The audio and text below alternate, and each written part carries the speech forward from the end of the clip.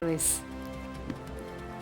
Hola Silvia, hola Alejandro. Sí, tal cual decían. Esta semana el Banco Central anunció un 35% sobre el dólar ahorro y también que las compras con tarjeta de crédito se van a incluir dentro de los $200 que se pueden comprar. Las compras obviamente que están hechas en dólares sobre el cupo de los 200 que se pueden comprar por mes. Pero para más detalles sobre esta medida, estamos con Mercedes Marcol Pon, titular de la AFIP.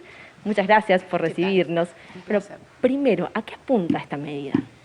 Bueno, esta medida apunta a privilegiar el uso de los dólares para que estén disponibles para la producción y el trabajo. Es un poco lo que planteó ayer Alberto Fernández, que dijo los dólares que son escasos. A nadie escapa que hoy estamos atravesando una situación de escasez de dólares en la economía argentina. Esto es cíclico, ha ocurrido en otras etapas y esto ahora en un contexto de crisis internacional se ha agravado. Las exportaciones de la Argentina caen, pero también están cayendo todas las exportaciones a nivel global, a nivel de la región.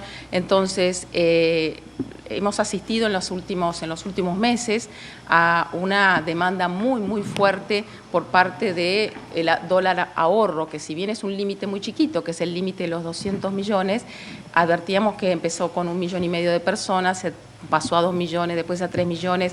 En la última estimación estábamos más cerca de los 5 millones de personas y eso supone una sangría de divisas que no es saludable, ¿no? Yo creo que lo primero que hay que reivindicar es que las regulaciones, en general, las regulaciones, en particular las cambiarias, lo que nos han permitido en estos meses es mantener administrado la variable del dólar. Y sabemos que para todos y todas las argentinos y las argentinas el dólar es un tema central en lo que es la formación de precios.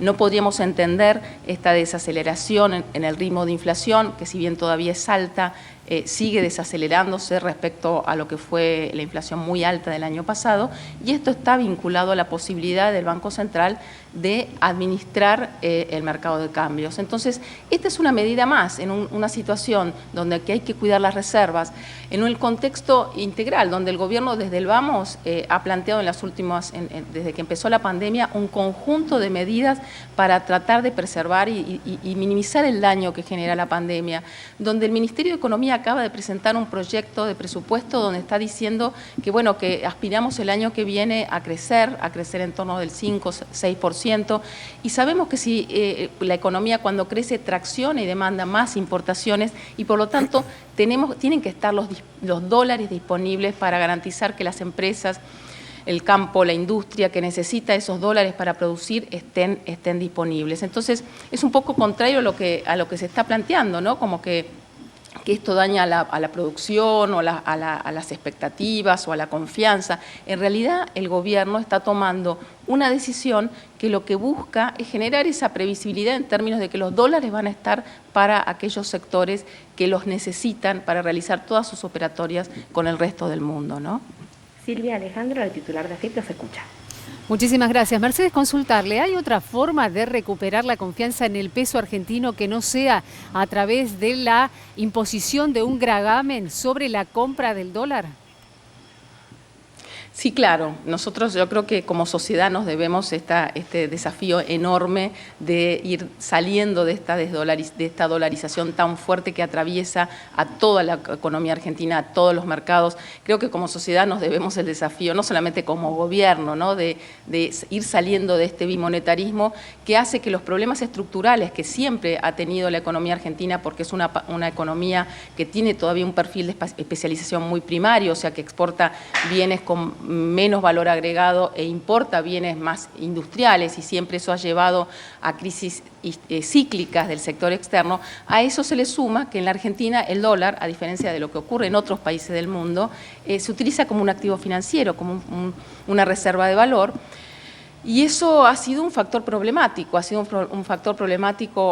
sobre todo en condiciones de estrangulamiento externo que se dan en situaciones globales de crisis como la que se está viviendo en los últimos, ya no en la actualidad, sino ya de hace largos años. Entonces, el desafío es plantearse cómo salir de este bimonetarismo, primero logrando la estabilidad, ¿sí? Mal le podemos pedir a un ahorrista que ahorre en nuestra propia moneda si no le garantizamos que ese ahorro no se lo coma la inflación. O sea que el tema de la inflación es fundamental, ir avanzando en la consolidación de la estabilización de nuestra moneda, y al mismo tiempo es necesario generar instrumentos de ahorro atractivos para el ahorrista. Por eso es que en eso también se está trabajando. El Banco Central ha implementado un conjunto de instrumentos y se va a trabajar en generar más instrumentos vinculados a esto, a la posibilidad de ahorrar en pesos, en instrumentos que nos garanticen rentabilidad. Por ejemplo, se ha lanzado más recientemente lo que es los depósitos dólar link, existen los depósitos atados a UVA, a la evolución de la inflación. Yo creo que el enorme compromiso que tiene este gobierno es de ir generando nuevos mecanismos de ahorro que además se vinculen más con la urgencia que tenemos de poner en funcionamiento nuestro aparato productivo, ¿no? Entonces, al mismo tiempo generar instrumentos de ahorro que sean canales, formas de canalizar esa capacidad enorme que tienen muchos argentinos y argentinas de ahorrar para que vaya la producción, ¿no? Ese es un tema que nosotros estamos discutiendo, porque sabemos que esto obviamente no es simpático, es antipático tomar estas decisiones regulatorias que, si bien afectan, cuando uno los ve en los grandes números, a una porción no tan relevante de argentinos y argentinas, es el 10% del total de la población que compran dólares, en el mejor de los casos, en general ha sido menos esa cantidad, pero eso estaba afectando nuestras reservas internacionales, y entonces el compromiso es priorizar, cuidar la estabilidad y cuidar la producción y el trabajo. Y por eso es que se han planteado estas medidas que lo único que hacen es frenar un poco, no solamente la sangría de divisas por dólar ahorro, sino también ciertas conductas especulativas que se estaban advirtiendo en los otros mercados de dólares que están operados generalmente con títulos, que son forma de fuga de divisas, y que el Banco Central y la CNB han tomado medidas para minimizar esos impactos, ¿no? Sumamos a esta charla, Mercedes, a Raúl de la Torre. Raúl, ¿cómo estás? Bienvenido, te saludamos. Te está escuchando Mercedes Marcó de Port. ¿Qué tal, Alejandro, Silvia, Mercedes, cómo estás? Hola, Raúl, la pregunta que quería transmitirte es, hablamos de reactivación de la producción, hablamos de generación de empleo y de cuidar el mercado interno. Hay una medida muy importante que se puso en práctica esta semana de parte de la AFIP, que es la nueva moratoria, la moratoria amplia. Una moratoria que da una posibilidad a todos los sectores de la economía e inclusive a las personas de poder ponerse en orden con sus números, con sus cuentas fiscales, sobre todo después de un periodo tan difícil como este, más otro periodo difícil que fue la recesión anterior de los últimos años del gobierno de Macri. ¿Qué expectativa tienen con respecto a esta moratoria? ¿Estará la gente, las empresas en condiciones de asumir esta moratoria para normalizar su situación fiscal? ¿Cómo la están viendo y qué piensan que vamos a tener como resultado de esta nueva convocatoria?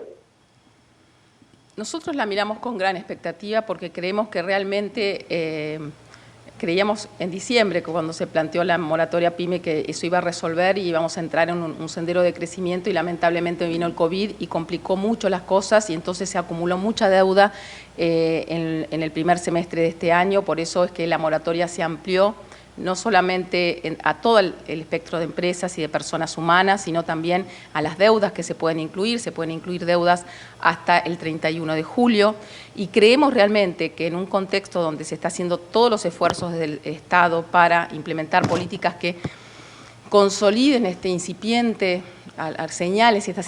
señales de recuperación que se están dando en muchos sectores, es fundamental liberar a las empresas argentinas y a las personas humanas de la carga que tienen con el fisco.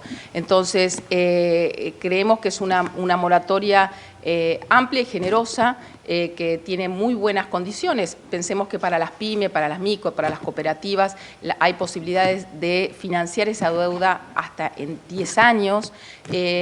Sepamos también que la tasa de interés es baja, es una tasa de interés en los primeros meses del 2%, y después va a ser una tasa variable, pero en el contexto de una política financiera y monetaria, donde se ha reducido enormemente la tasa de interés en nuestro país. La moratoria, la adhesión empezó hoy a las 0 horas y ya tenemos más de 3.000 empresas que se han adherido, o sea que nosotros lo vemos con mucho optimismo. Creemos que es la oportunidad para regularizar la situación. Creemos que de aquí al 31 de octubre, donde es la fecha de vencimiento, se termina el límite de adhesión el 31 de octubre, la moratoria se tiene que empezar a pagar las primeras cuotas a partir de mediados de noviembre, que es un respiro muy fuerte que se da de vuelta, como planteaba recién con el tema de las regulaciones cambiarias, se da en un contexto de una lógica integral de la política económica, ¿sí? Donde lo que se busca es privilegiar todos los instrumentos que promuevan la recuperación económica y la generación de empleo. Entonces, esto no se da en el vacío, mal podríamos decir que es una solución per se si no fuera acompañada por todas las otras políticas, como han sido hasta el momento el ATP, como ha sido el IFE, como ha sido todas las políticas sociales, como ha sido el crédito a tasa subsidiada, que han acompañado esta etapa crítica y que van a seguir acompañados quizás con otros instrumentos en la etapa de la recuperación, que aspiramos que se consolide y estamos muy esperanzados en ese sentido, porque advertimos que existen condiciones para que así ocurra a lo largo del año que viene. Me permiten, compañeros, hacerle una nueva pregunta. Mercedes, vuelvo al tema original, cuando planteabas el sentido de estas medidas de regulación cambiaria y financiera que se tomaron en estos días. Claramente para los que analizamos el tema, yo creo que no para la población en general, acá hubo un ataque especulativo de sectores que están buscando una devaluación, están buscando subir el precio del dólar oficial y que el gobierno ceda ante este reclamo. ¿Podés explicar un poquito desde tu punto de vista cuáles serían las consecuencias de esa devaluación y cómo dañaría eso estas perspectivas de recuperación económica que se está planteando el gobierno y que trata de impulsar, facilitar a través de estas medidas, tanto en las regulatorias como lo que acabas de presentar, que es el tema de la nueva moratoria? Es una buena pregunta, Raúl, porque efectivamente acá en las últimas meses uno escuchaba en todos lados, todo el tiempo, se disminuyen las reservas, hay mucha demanda de dólares, el gobierno va a tener que hacer algo, y frente a esa necesidad de reaccionar, porque las reservas hay que cuidarlas, insisto, hay que garantizar que estén esas reservas disponibles para el crecimiento, las alternativas que aparecían eran dos, ¿sí? Las dos las utilizó el gobierno anterior, que fueron la devaluación y fueron el endeudamiento. Y nosotros somos un gobierno que vinimos a desendeudar, ¿sí? Y vinimos a cambiar el endeudamiento irresponsable en dólares por deuda que vamos a tomar en nuestra propia moneda y en el mercado interno. Y ese es un objetivo que tiene claramente la conducción económica.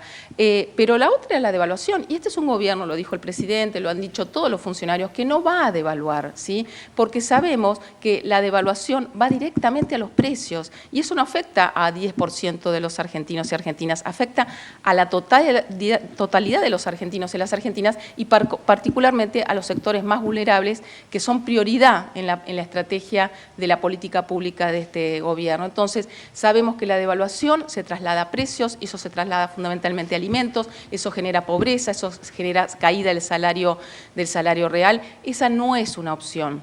La otra opción era tomar deuda en moneda extranjera y nosotros acabamos de culminar una reestructuración fantástica en lo que hace a haber recuperado soberanía y a no haber cedido en ninguno de los reclamos de los mercados y haber llegado a despejar el horizonte del problema de la deuda por los próximos 4 años. Entonces, este es un punto interesante. Es cierto, estamos quizás acotando las posibilidades de ahorro de una porción de la población, pero estamos garantizando con estas decisiones estabilidad en el mercado de cambios. Tanto se habla de la confianza, ¿no? Yo insisto, Creo que confianza es saber que acá hay un Banco Central que tiene espaldas para garantizar la estabilidad de la moneda y por lo tanto que la devaluación no sea un factor de aceleración inflacionaria como lo ha sido siempre en nuestro país.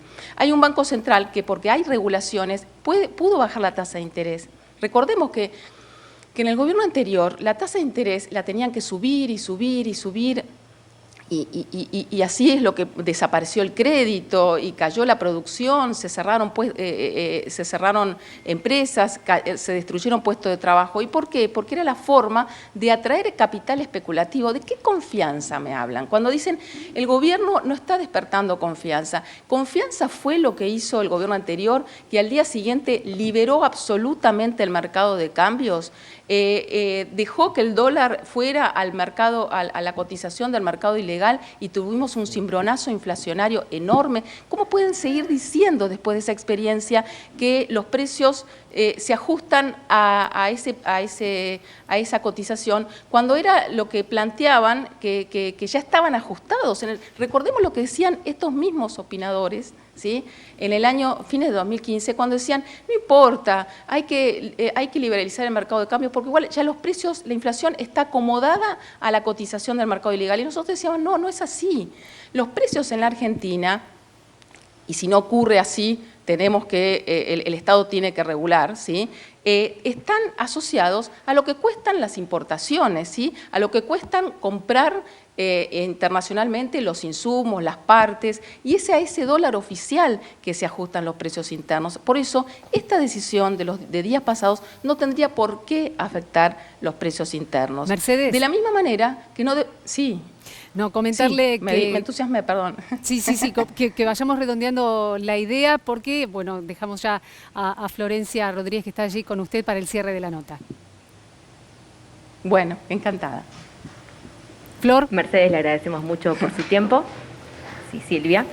Recordemos que la medida ya está disponible, ya está en vigencia y toda la información se podrá encontrar en los próximos días en la página de la AFIP. Volvemos a ustedes. Bien, muchas gracias.